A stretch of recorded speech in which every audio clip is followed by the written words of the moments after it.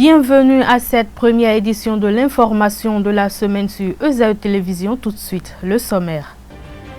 15 milliards de francs CFA d'arriérés dus aux avancements seront payés aux travailleurs dans les tout prochains jours. C'est l'une des décisions issues de la rencontre du vendredi 16 octobre 2020 au Palais de la Marina entre le chef de l'État et les syndicats. Vous suivrez dans cette édition Anselme Amoussou, secrétaire général de la Confédération des syndicats autonomes CSA Bénin, qui commente cette actualité. À suivre également dans ce journal, le bâtonnier Jacques Migan, reçu sur l'émission L'invité de ce dimanche sur ESAE TV, qui affirme que le président Patrice Talon sera candidat et gagnera les élections à venir. ESAE Football Club a entamé ce matin le stage de préparation de la saison 2020-2021 au stade Jean-Pierre Gascon de Pobet. Pendant un mois, sous la houlette de l'emblématique technicien béninois Edmé Kodjo, le staff va s'atteler à redynamiser le groupe des universitaires pour les prochaines échéances, notamment la Coupe de la Confédération Total CAF 2020-2021. Chaque enfant qu'on enseigne est un homme qu'on gagne. L'école est le lieu par excellence de l'éducation. ESAE. Étudiants, étudiantes, nouveaux bacheliers, parents d'élèves, une raison de plus pour choisir l'excellence. Et oui, bénéficier des demi-bourses et de réduction de scolarité à ESAE. Payer 250 000 au lieu de 500 000 en licence 1, 2 et 3 sciences juridiques, économiques, de gestion et en journalisme. Et pour les 100 premières inscriptions en administration des finances et administration générale, bénéficier d'une réduction et payer 400 000 au lieu de 500 000. En master 1 et 2, 500 000 au lieu de 800 000 en administration des affaires, 600 000 au lieu d'1 million en journalisme. Faites partie des 100 premiers inscrits en administration des finances et administration générale pour bénéficier de la réduction. Payez 800 000 au lieu d'1 million. À ESAE Cotonou et Parakou, la rentrée est effective. Le dossier d'inscription est disponible en téléchargement à l'adresse suivante: www.esae.bj/ESAE 2019 ou renseignez-vous à ESAE Cotonou au 96 80 55 11 98 98 14 00 90 93 65 21. À ESAE Parakou au 96 68 16 14 97 77 51 47. À ESAE, l'épanouissement et le développement est au cœur de notre succès. ESAE, l'excellence à un nom.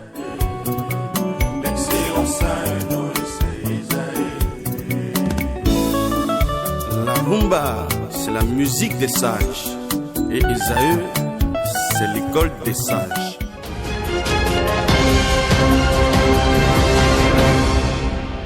À nouveau, bonsoir. 15 milliards de francs CFA d'arriérés dus aux avancements seront payés aux travailleurs dans les tout prochains jours. C'est l'une des décisions issues de la rencontre du vendredi 16 octobre 2020 au Palais de la Marina entre le chef de l'État et les syndicats. Le gouvernement a décidé, avec effet immédiat, de prendre en charge des dettes de 15 milliards de francs CFA découlant des effets d'engagement divers pris avant 2016 et qui n'étaient pas encore payés jusqu'ici. Il s'agit notamment d'engagements en lien avec les arriérés nés des avancements et autres glissements catégoriels. Une décision qui a fait même réagir l'ancien président Thomas Boniyahi et l'ex-agentier national Komi Kouché. Ainsi, ESAE TV s'est rapproché de Anselme Amoussou, secrétaire général de la Confédération des syndicats autonomes CSA Bénin, afin de recueillir ses impressions sur cette actualité. Je vous invite à le suivre au micro d'Abdelkader Achiro. Ce qui s'est passé, c'est que nous avons été conviés au palais de la présidence. Le chef de l'État a souhaité nous faire le point des engagements financiers du gouvernement vis-à-vis des travailleurs, surtout des agents de l'État. Donc à cette séance, on nous a fait le point de tout ce qui a été payé depuis 2016 par le gouvernement de la rupture pour le compte donc, des dettes salariales.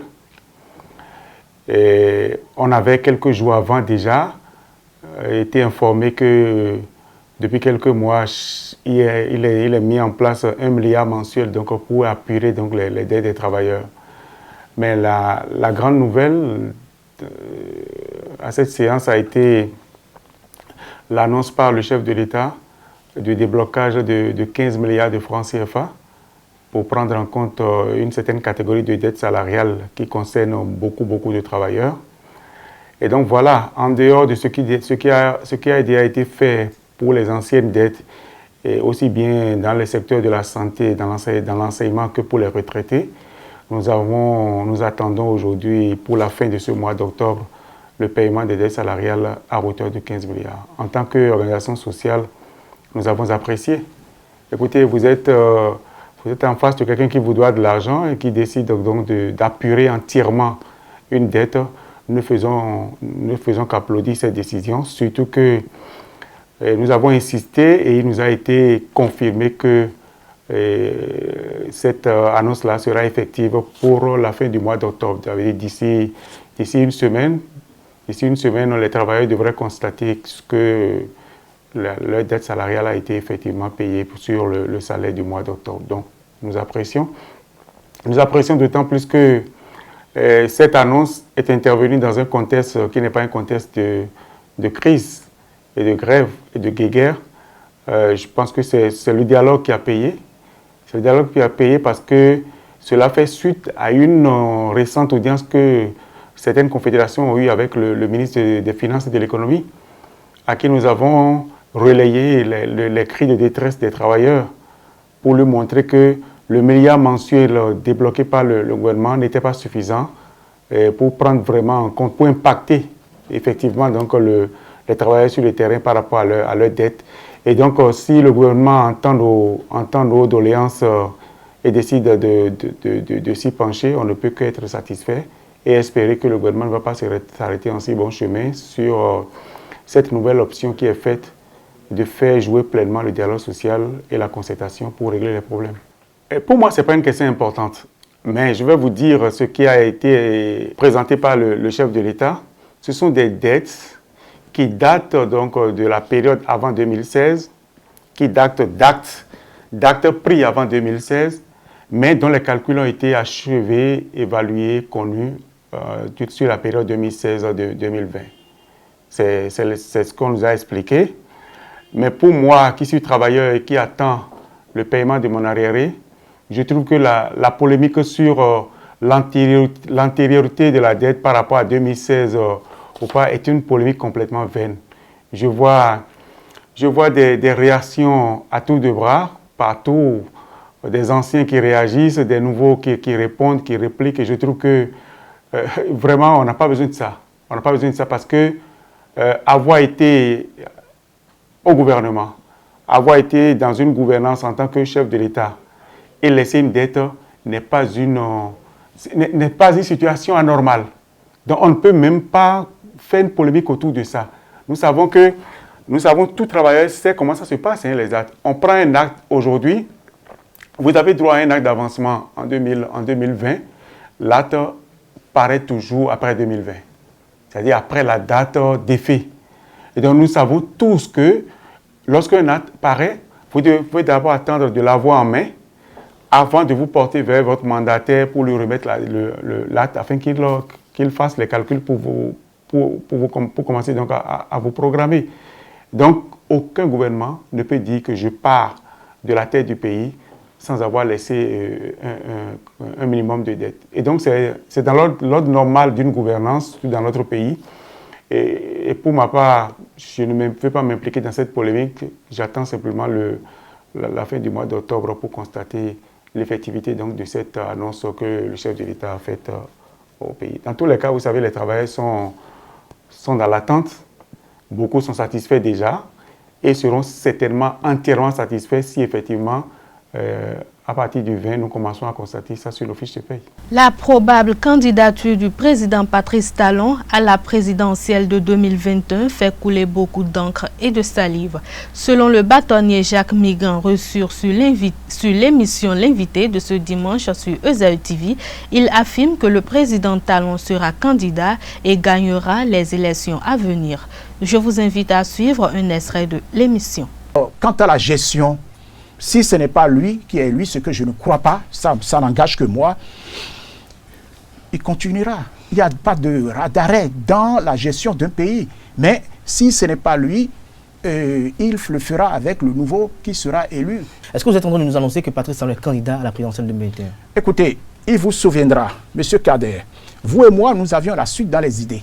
C'est ici même que nous avions dit que 3 conditions doivent être réunies pour que le président Patrice Talon soit candidat. Et nous avions dit que le premier, c'est son état, sa disponibilité, sa santé. À ce jour où je parle, le président Patrice Talon est en pleine forme. Et je rends grâce à Dieu qui lui donne, et à lui, et à nous, et à vous, une très bonne santé pour que nous puissions continuer à en vivre.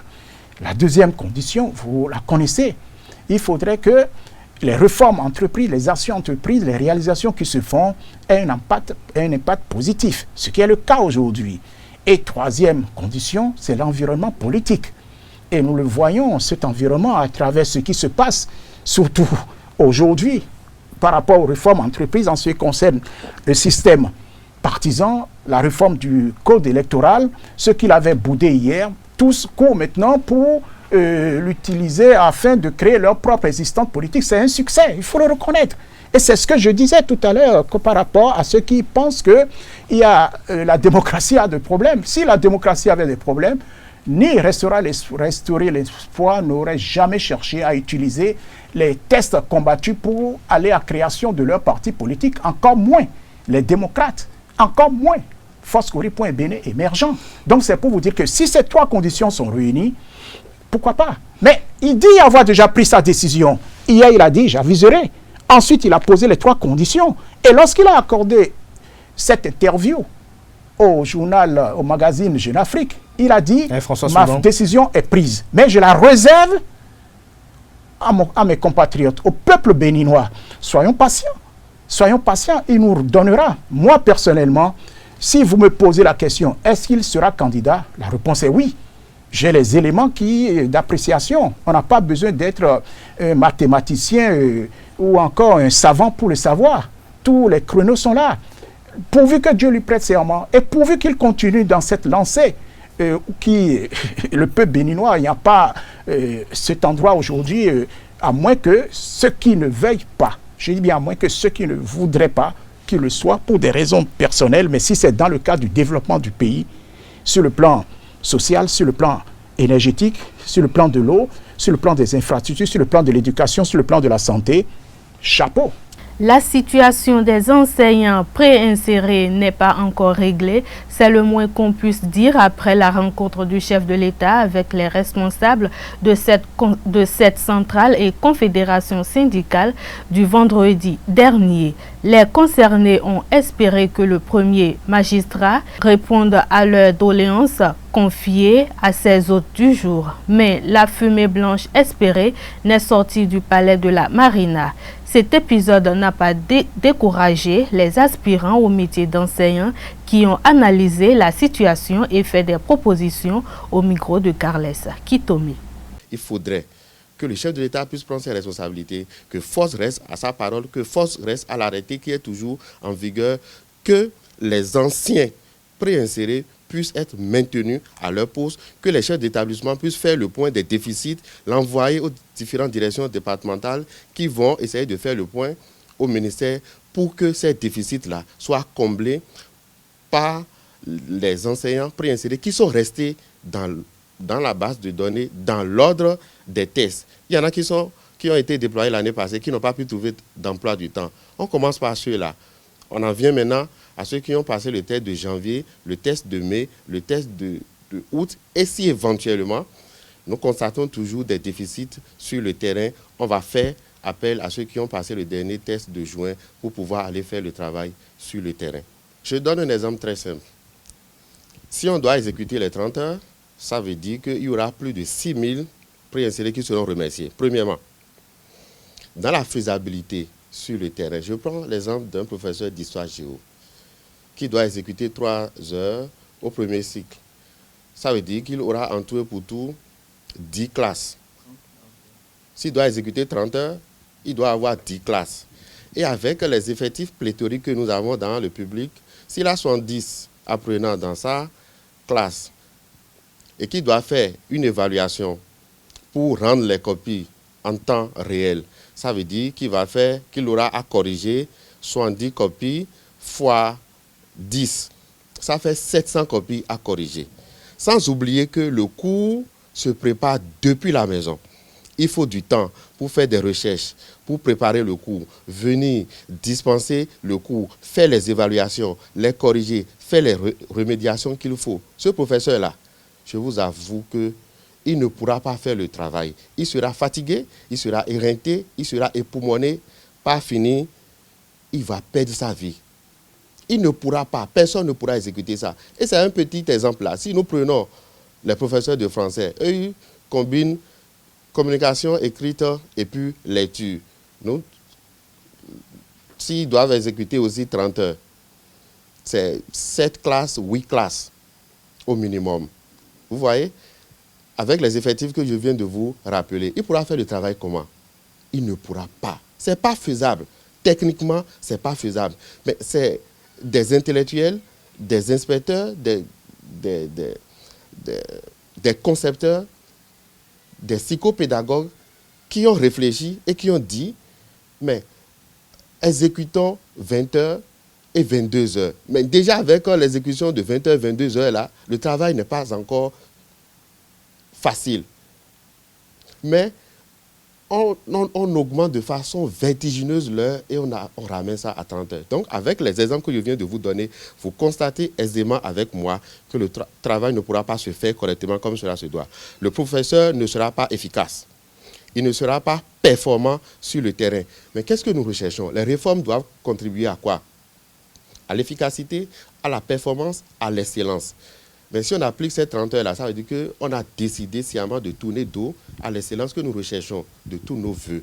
Au-delà de ces propositions relatives à l'actualité, les enseignants préinsérés ont émis des vœux pour le mieux-être du système éducatif béninois. Ils ont confié leurs souhaits à notre reporter par la voix du secrétaire aux négociations de la Fédération nationale des collectifs des enseignants préinsérés du Bénin. Amour Guédégbé parle de leurs souhaits au micro de Carles Kitome. L'amélioration de nos conditions dont nous parlons, je voudrais profiter pour remercier d'abord le gouvernement et le chef de l'État qui ont compris que pour que le système soit efficace, il faut sédentariser les anciens vacataires. À l'issue des différents tests qui ont été organisés, les enseignants retenus dans la base de données ont été déployés sur le terrain. Ils ont été sédentarisés. Ça veut dire qu'ils n'ont plus la possibilité d'aller intervenir dans d'autres collèges. Donc, ils sont maintenus dans un seul collège avec le quota horaire que je viens de vous définir, 20 heures et 22 heures. On a eu dans le contrat 9 mois sur 12. On était payé 9 mois sur 12 avec les émoluments que nous connaissons. Mais on a dit, avec cette expérience-là, et nous disons, au niveau de la FENACEPIB, avec cette première expérience-là, il y a eu des avancées. Au nombre de ces avancées-là, c'est la sédentarisation, c'est la fixation des émoluments. Nous sommes d'accord? Et nous disons, pour une deuxième expérience, nous voudrions bien qu'on rallonge le délai et que nous puissions signer un contrat de 12 mois sur 12. Qu'on puisse nous permettre d'être motivés pour bien faire le travail, donc nous octroyer des primes de rentrée, qui, je rappelle, ne sont pas rattachées à la carrière, mais plutôt au travail que nous faisons. Nous faisons le même travail. Si les autres, les fonctionnaires d'État, les agents contractuels du droit public de l'État ont eu le privilège, ont toujours eu le droit d'avoir des primes de rentrée, pourquoi ne pas les octroyer aux préinsérés qui font le même travail? Nous disons, essayez d'accorder d'autres avantages dont pour le moment nous sommes sevrés. Nous n'avons pas la possibilité d'avoir les primes d'animation pédagogique zonale. Et on a réclamé tout ça là. Et nous disons, si on peut intégrer ces éléments-là dans le nouveau contrat que nous aurons à payer, sans perdre de vue l'augmentation des émoluments à nous payer l'année passée. Si on peut essayer de nous accorder ces trucs-là, mais cela va ça dit, le système va bien se porter. Parce que si l'enseignant est motivé, il ne peut que donner le meilleur de lui-même. C'est pour cela que j'en appelle au chef de l'État. Spiritualité dans cette édition. Chaque être humain doit nécessairement se faire initier par le Fa, mais il y a néanmoins, comme dans toute société initiatique, des étapes. Suivant Sa Majesté Da Soumadjeroueni, phytothérapeute et prêtre de Fa, pour plus d'explications. Il est au micro de Jacques Marion d'Almeida. C'est sous l'ère de Guédégbé que le roi Glélé avait ordonné à ce que Guédégbé aille chercher l'entité qui chapeaute le Fa, qui est le Badou. Parce que les Yoruba ne font pas le Fa sans le Badou. Le Badou, ce sont les 5 éléments, c'est-à-dire la terre, le feu, l'air, l'eau et le 5e énergie. Ces 5 sens-là que les sages ont su s'unifier pour que cela devienne une énergie qui couronne maintenant l'énergie cosmique de ce Fa-là. D'où quelqu'un qui détient le Yanago-Fa est épargné définitivement de la sorcellerie. Parce que l'égrégore de cette science qui est le Fa, c'est Badou, qui est la grande énergie de protection. Puisque vous savez, chez nous, les Nagos, quand vous allez au Fazon, il y a la forêt sacrée de l'invisible et la forêt sacrée du visible. C'est-à-dire quoi? Avant que vous veniez dans ce monde, comme on le dit couramment, vous avez demandé à votre Dieu qu'en venant sur terre, vous aurez telle mission, vous aurez à faire telle chose, comme on le dit couramment. C'est de la même manière que ça se procède dans l'initiation du Fa chez les Nagos. D'abord, vous allez à la force sacrée de l'invisible. C'est là où réside le Badou. Et vous acquérez les connaissances du monde invisible d'abord.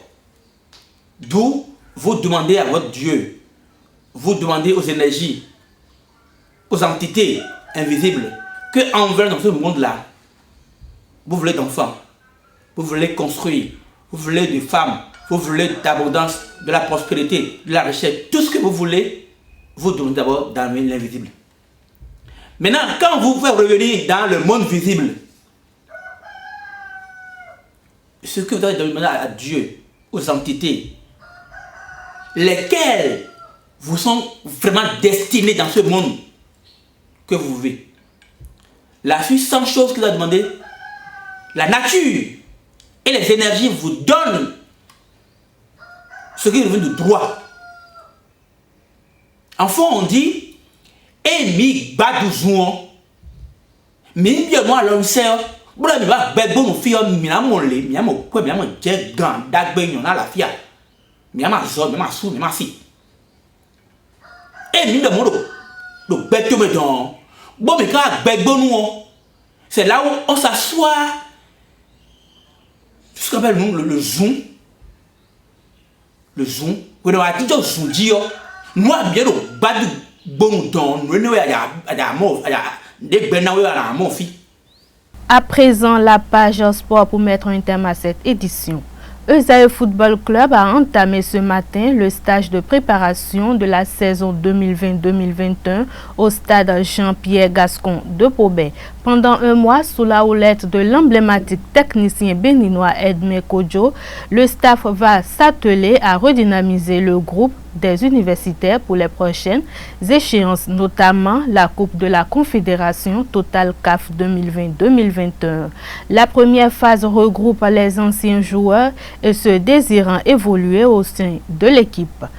Au démarrage, 28 joueurs, dont le capitaine Marcel Danginou, Ismaël Sabi, Michael Dossou, sont présents.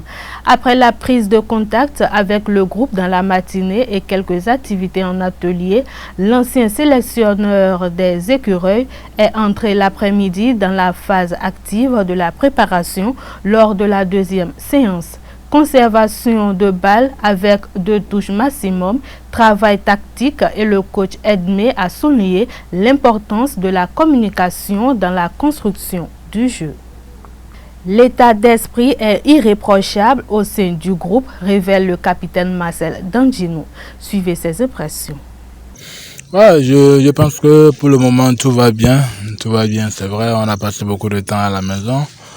Il y avait l'ambiance du groupe qui manquait et effectivement on a commencé ce matin avec de nouveaux joueurs et quelques anciens et on a travaillé avec le coach Edmé. Je pense que avec le temps, parce que le coach aussi l'a souligné, je pense qu'avec le temps il y aura la cohésion, mais il y a beaucoup de choses à revoir et je pense que là c'est pas mon boulot et le coach aussi l'a souligné tout à l'heure, donc je pense qu'ils vont voir avec la direction et d'ici peu de temps, tout ira bien. Ouais, là c'est vraiment un sentiment de joie, ça fait vraiment plaisir de retrouver les coéquipiers parce qu'on a fait beaucoup de temps sans se voir, même si on s'écrivait via WhatsApp et ça fait plaisir et on s'est taquiné et tout et c'était un truc qui manquait depuis. Mais je pense que aujourd'hui, je peux dire que c'est un grand jour. Et vu qu'on a joué sur un terrain du genre aussi il y a vraiment longtemps, parce que c'est vrai, on travaille individuellement, mais c'est sur des terrains qui répondaient pas aux normes. Et aujourd'hui, nous sommes à Cobel sur une très bonne pelouse et puis l'ambiance du groupe, je pense que c'est vraiment bien. Et voilà, c'est sur ces notes sportives que nous allons mettre un terme à cette édition. Merci de votre aimable attention. Bonsoir.